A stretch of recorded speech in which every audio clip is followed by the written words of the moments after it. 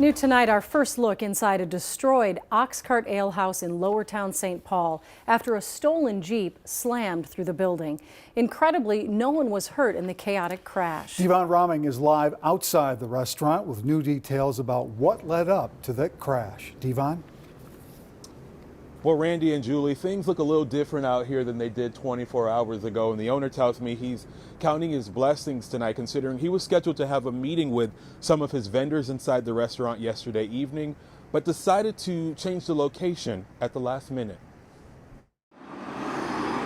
Crime scene tape and boarded up windows are all that's left outside the Oxcart Ale House in St. Paul's Lowertown neighborhood. It's heartbreaking. But for General Manager Joe Castle, it's the damage inside that's the most painful reminder of what took place here Wednesday afternoon. And we actually would have been sitting right here or at one of these tables at the time when the accident happened. St. Paul police say two 18-year-olds and a 17-year-old came flying through the restaurant in a stolen Jeep. And drove through the front vestibule, through the restaurant, throwing all these tables up in the air.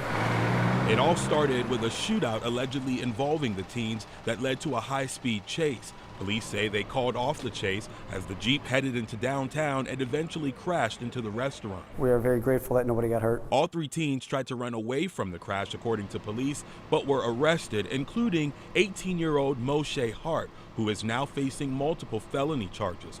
Court documents show police found a loaded gun inside the Jeep that had been converted into a fully automatic weapon along with spent shell casings. I really look to ask for how we can get the leadership to get involved with making sure that, when there's a criminal offense, that it's taken seriously. Castle now looking to rebuild, not just for himself. You got employees that depend on their revenue and their livelihood. In hopes of better days ahead. Getting this piece back together, getting my employees back in here working, and really moving forward on trying to make St. Paul a great place to be and hang out in.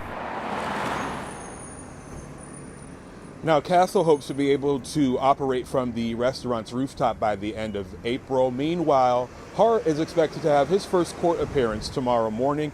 No charges have been filed for the other teens. Guys, back to you. All right, Devon, thank you.